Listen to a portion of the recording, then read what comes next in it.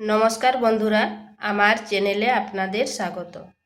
প্রতিদিনের মতো আজকেও একটা নতুন ধরনের ভিডিও নিয়ে এসেছি। আজ বানাবো সয়াবিন আর ডিম দিয়ে একটা দারুণ স্বাদের রেসিপি। তো চলুন দেখে নেওয়া যাক আমি কিভাবে এই রেসিপিটা রান্না করি। এখানে নিয়েছি সয়াবিনটা আমি আধ ঘন্টা আগে ভিজিয়ে রেখেছিলাম। যদি আপনাদের হাতে সময় না থাকে তাহলে একটু গরম জল করে ফুটিয়ে নেবেন, তাহলে তাড়াতাড়ি নরম হয়ে যাবে।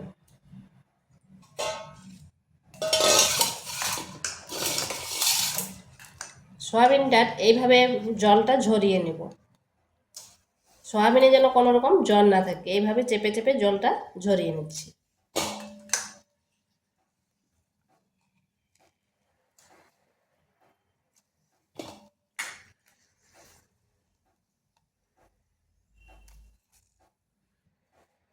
সয়াবিনের জলটা ঝরিয়ে নিয়েছি।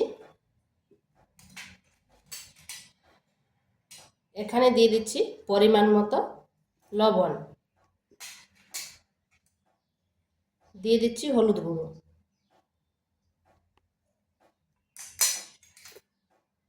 জিরের গুঁড়ো,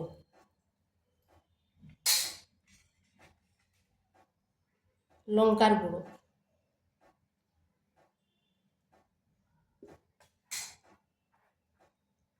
আর দিচ্ছি 5 থেকে 6টা রসুন বাটা, মানে কোয়াকে বেটে নিয়েছি।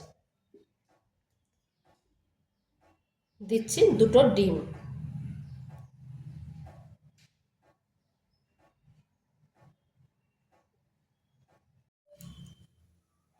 এরপর এটাকে হাত দিয়ে ভালো করে ডিমের সাথে মাখিয়ে নেব।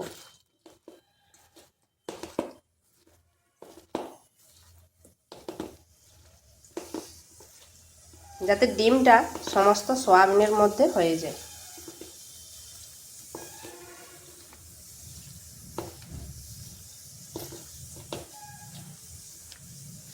এটা হয়ে গেছে।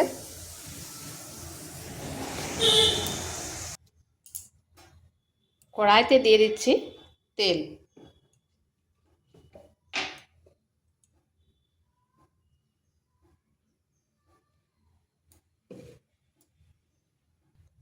তেলটা ভালোভাবে গরম করে নিয়েছি। দিয়ে দিচ্ছি সয়াবিনগুলো।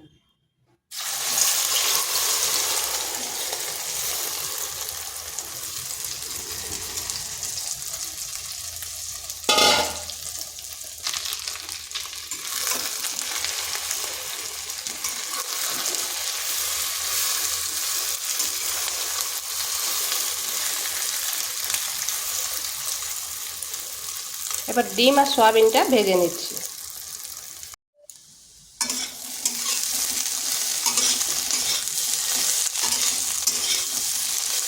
এগুলো ভাজা হয়ে গেছে, এরপর তুলে নিচ্ছি।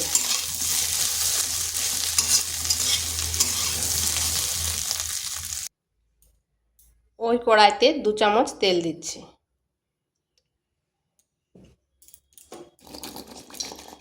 দিয়ে দিচ্ছি 2টো মিডিয়াম সাইজের আলু। আলুটাকে নুন আর হলুদ মাখিয়ে নিয়েছিলাম।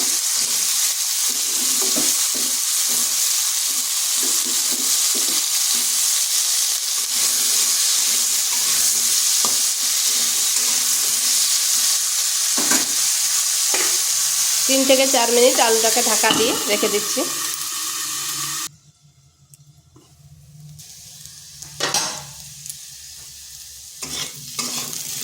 আলুটা এরকম একটু লাল লাল করে ভেজে নিয়েছি।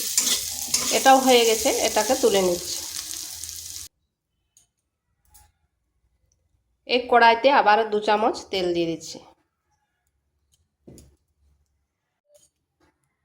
ফোড়নে দিচ্ছি একটা তেজপাতা, গোটা জিরা আর একটা শুকনো লঙ্কা।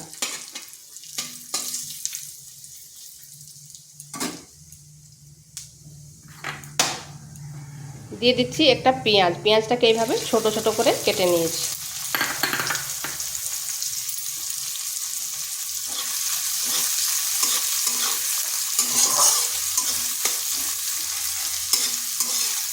পেঁয়াজটাকে একটু ভেজে নেব।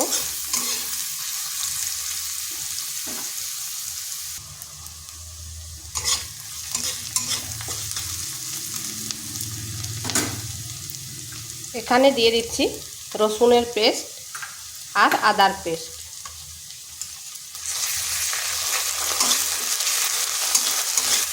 এটাকেও একটু ভেজে নিচ্ছি যাতে আদা রসুনের কাঁচা গন্ধটা চলে যায়।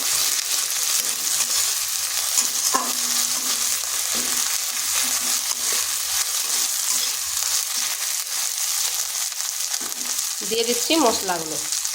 দিচ্ছি হলুদ গুঁড়ো, জিরে গুঁড়ো, ধনে গুঁড়ো, লঙ্কার গুঁড়ো আর পরিমাণ মতো লবণ।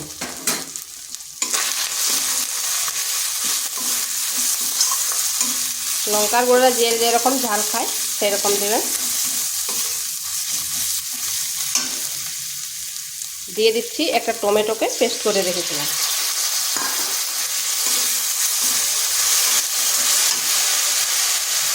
সামান্য একটু জল, যাতে মশলাটা না পুড়ে যায়।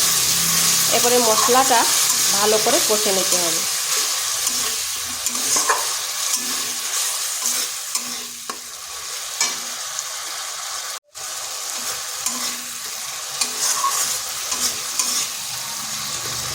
মশলাটা কষানো হয়ে গেছে, কড়াই থেকে তেল ছেড়ে যাচ্ছে।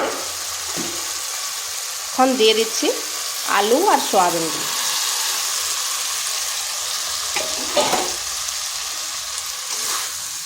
এই মশলার সাথে ভালো করে কষে নিতে হবে।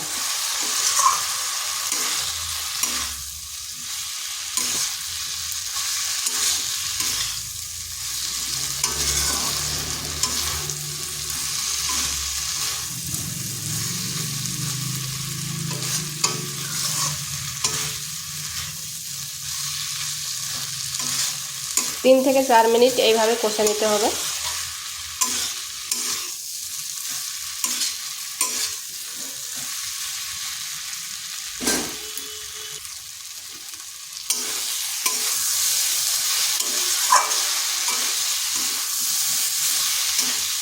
এটা কষানো হয়ে গেছে, এরপর দিয়ে দেবো জল।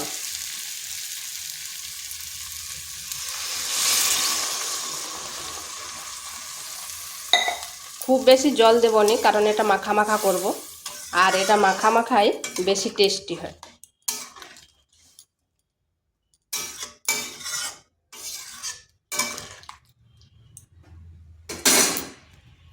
ঢাকা দিয়ে 5 থেকে 7 মিনিট রেখে দিচ্ছি।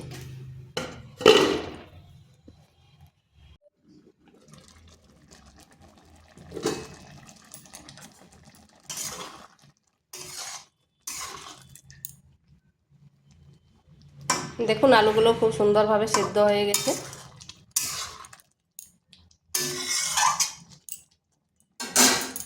এরপর দিয়ে দিচ্ছি গরম মশলা।